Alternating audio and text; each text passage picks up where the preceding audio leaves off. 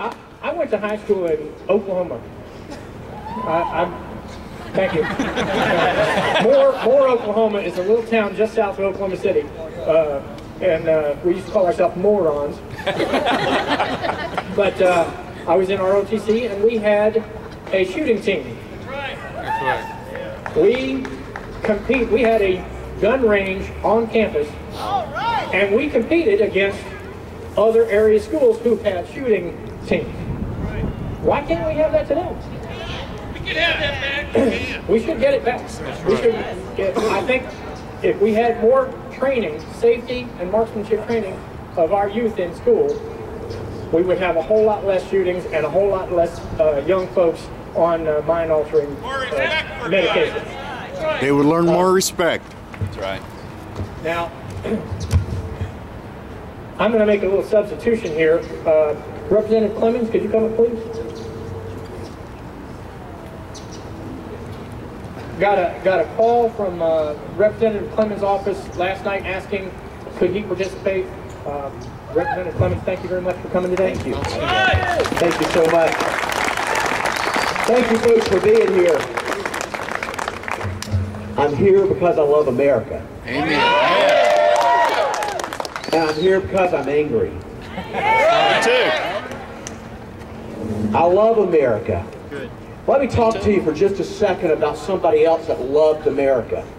He was a patriot. His name was Patrick Henry. Yeah, man. Patrick Henry loved America, and he wanted to be free from the tyranny of Great Britain, of England. And he fought alongside fellow patriots for that freedom. And he came to be a delegate from Virginia as the Constitution was being considered and debated. And you may not know this, but Patrick Henry went throughout Virginia talking against the Constitution that was being proposed. Why would a patriot have been against the Constitution? He was against it because the individual liberties of Americans were not expressly provided within the Constitution. And it was through his efforts and efforts of other patriots like him that the Bill of Rights came into being. Without the Bill of Rights, the Constitution, the divinely inspired Constitution of the United States, would not have ever been passed. We've heard my good friends before me talk today. Mike Pitts talked about the Constitution eloquently and the Bill of Rights. Those Bill of Rights, they aren't bills, it's not a bill of suggestions. It's a Bill of Rights. They are rights that every American has and every American is afforded. How do we keep those rights? It's through the Second Amendment. We maintain our rights through the Second Amendment. I said I was mad. Let me show you one reason why I'm mad. You see this? This is a bill pending in Congress. Yeah, I'm up front. This is Senate Bill 150, authored by Ms. Dianne Feinstein. Un-American. It's got 20 co-sponsors. And she's got a seat, don't you think? Yes. That's right. Well, She's ugly too. y'all come up here and talk. I love it. Let me tell you about some of her co-sponsors. Schumer, Rockefeller, Reed. Dirty hair. The top elite. That's just a few. Now, what does this thing do? 132 pages.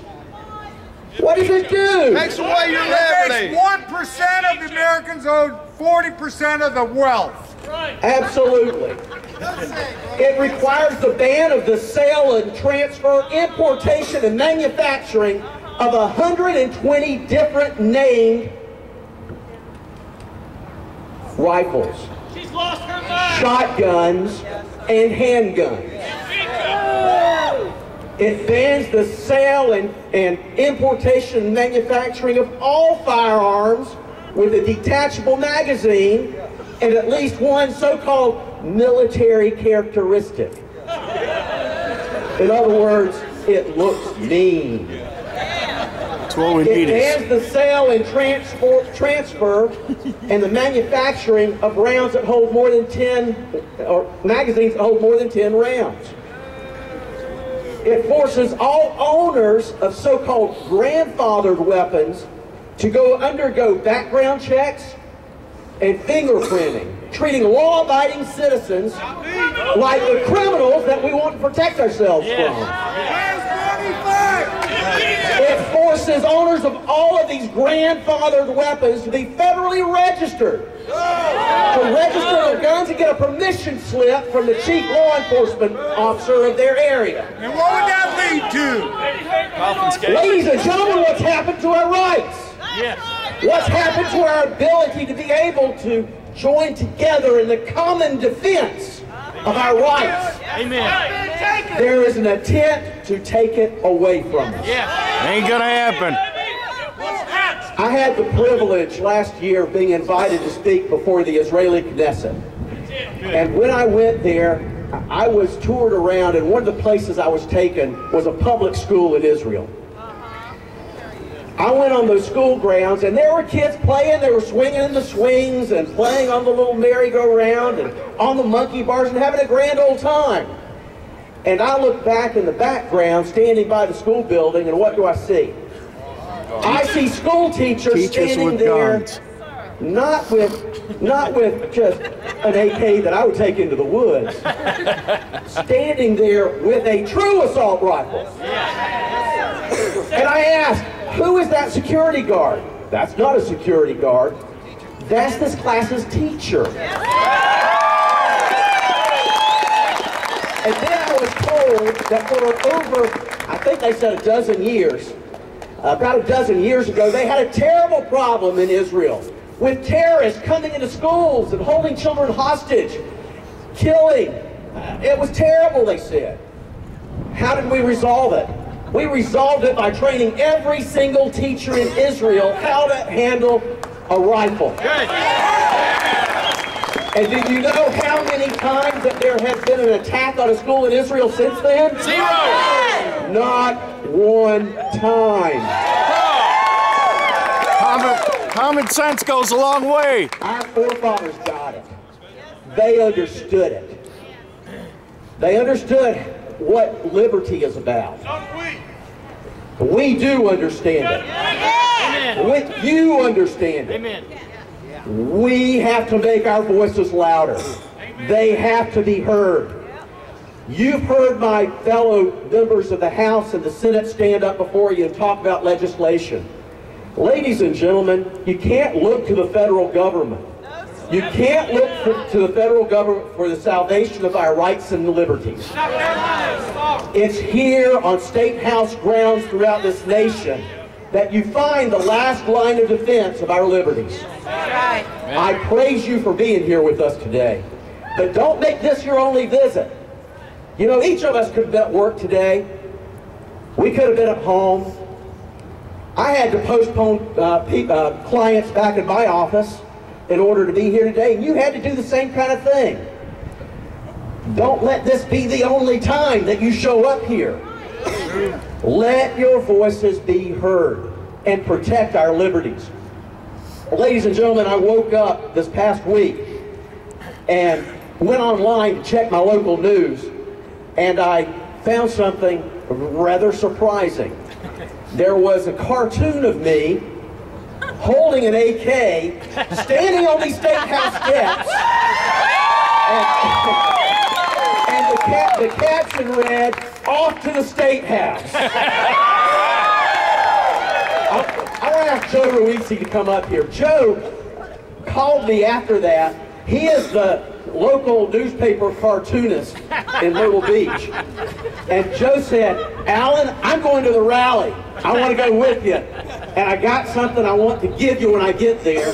And I might even have a sentence I want to say to everybody."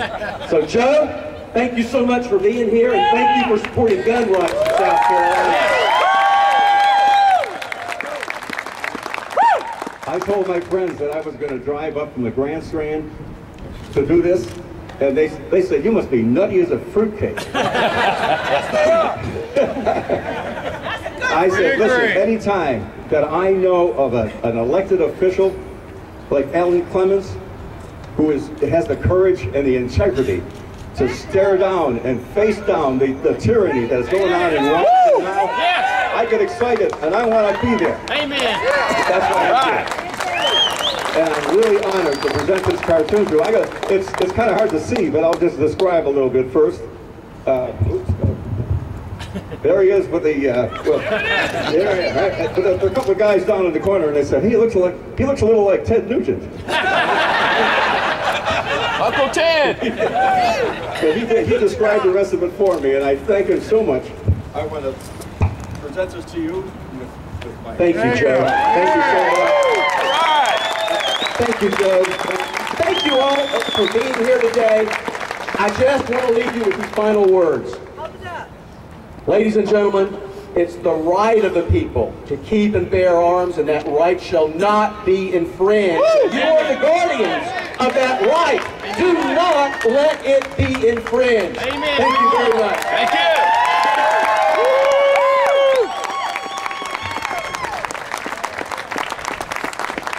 Representative Clemmons, folks.